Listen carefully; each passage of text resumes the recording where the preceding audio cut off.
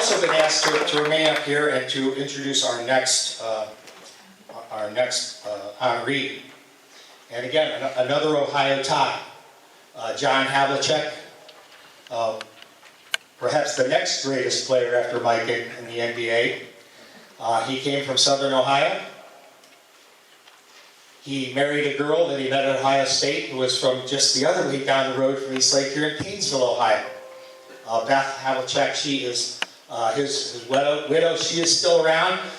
Her house in Cape Cod suffered some damage during the recent storms, and so she could not come. But John Havlicek's first cousin is here to accept the honor for her cousin. And I'd like to introduce her, Carol Turkle Banal. She's out of Lansing, Ohio, in Southern Ohio, down along the Ohio River. And I'd like to bring her up. Her father and John Havlicek's mother were brother and sister. So please, Carol, come on up.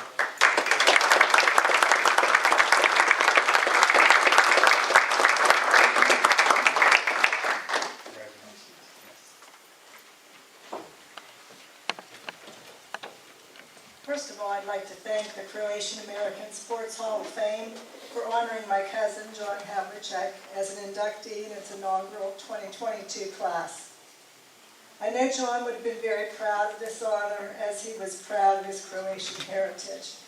His wife, Beth, sends her regrets for not being able to be here tonight and wants me to convey her thanks for your recognition of John. John and I were 10 years apart in age, so we didn't exactly grow up together, but we were very close. My earliest memories of spending time with John were at Grandma Turkle's house for dinners on Sunday. Grandma and Grandpa had 10 children, 8 of whom lived to adulthood, so there were a lot of aunts, uncles, and cousins around. I don't know about what happens now in traditional Croatian families, but in Grandma's day, the men were served first. So the women and kids got to eat later. But we didn't worry because there was always enough good food and desserts to go around. Another early memory I have centers around the family business, Havlicek's General Store, where groceries, dry goods, shoes, even furniture and appliances were sold. The Turkles were related to the Havliceks both through my Aunt Mandy, John's mom, marrying Uncle Frank Havlicek, but also through our Uncle John Turkle, who married Uncle Frank's sister, Irma Havlicek. So double related, brother and sister married brother and sister. At the store, Uncle Frank was the butcher. Aunt Mandy worked in the butcher shop with him. All the Turkle aunts, as well as John's older sister Rose, were clerks at the store, and Uncle John helped run the business with his wife and her 3 sisters. My cousins and I would sometimes get to work in the store as kids. We got to answer the phone, help the customers gather their groceries, take orders sometimes, but mostly get in the hair of all the adults who were doing the real work. The best part of working at the store was getting to ride in the delivery van with Uncle John, everyone's favorite uncle, taking orders to all the customers. That's kind of come back in the COVID age with home delivery. At the end of the day, we were allowed to pick out something from the store that we had earned for our hard work. I would usually pick out a candy bar or a hair barrette or something like that. John's pay was often a stick of butter, which he would eat with no bread, no crackers, just butter, just like an ice cream cone. Yes. Sadly, the store closed in the early 70s after decades of being in business. John still has the cash register from the store at his home. John grew up in Lansing, Ohio, a small community adjacent to Bridgeport, Ohio, just across the Ohio River from Wheeling, West Virginia. Lansing was a hard-working, blue-collar, mostly immigrant community of coal miners, steel mill workers, and railroad workers, as were all the towns in the Ohio Valley.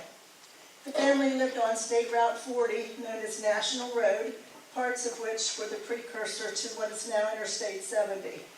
Because it was such a busy highway, Aunt Mandy and Uncle Frank didn't allow John to have a bicycle. So while all his friends were biking to and from schools and playgrounds and ball fields, John was running, sometimes several miles. His stamina as an athlete had its roots in this early training. He was perpetually in motion, never seeming to tire. He was a three-sport standout at Bridgeport High School, playing football, baseball, and basketball, earning all Ohio honors. His mom never missed a game. A contemporary of John's, playing basketball for a nearby rival high school, once told me he had the assignment of guarding John during a game, and he was able to hold him to 50 points. That was our John, pretty much unstoppable. An interesting fact about Lansing, Ohio, is that it boasts of being the home of 5 pro sports athletes.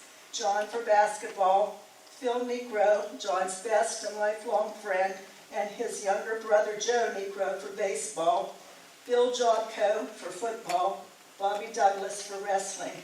Pretty remarkable for a small community of about 500 to 600 people. After high school, John went to the Ohio State University on a sports scholarship where he could have played either basketball or football, or both, but much to the disappointment of Woody Hayes, John chose basketball.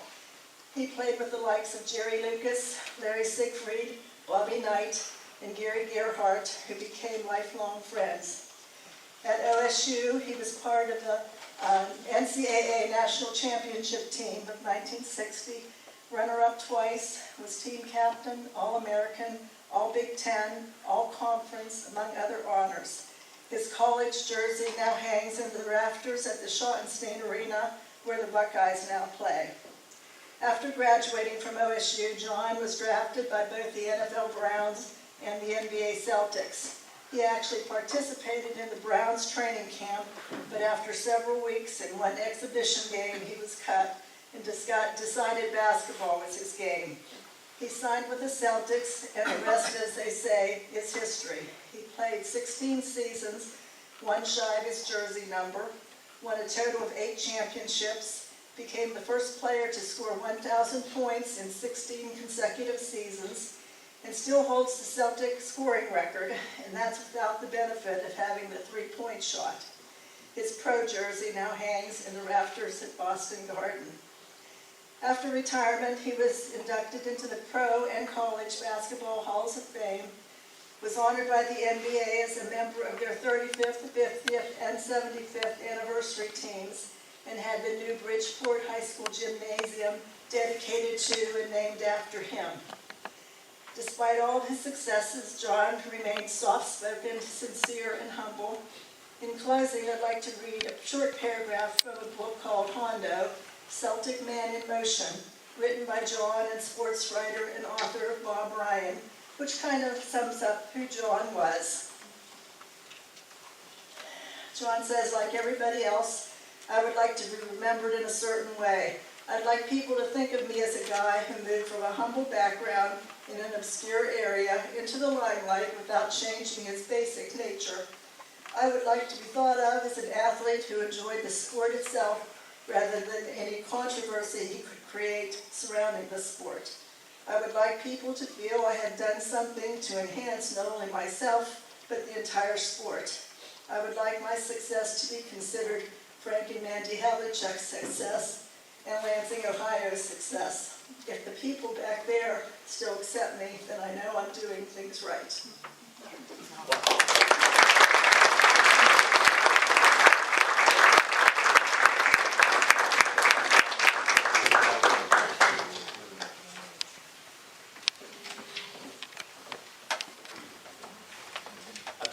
Before this season started, I want to be one of those get off my lawn old guys, but when I was growing up, cable TV wasn't around. So when CBS had an NBA game on the weekend, it was must-see TV.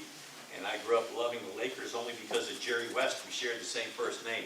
I cannot tell you how many times Hondo Havlicek ruined my weekend. What a great player. Just absolutely phenomenal.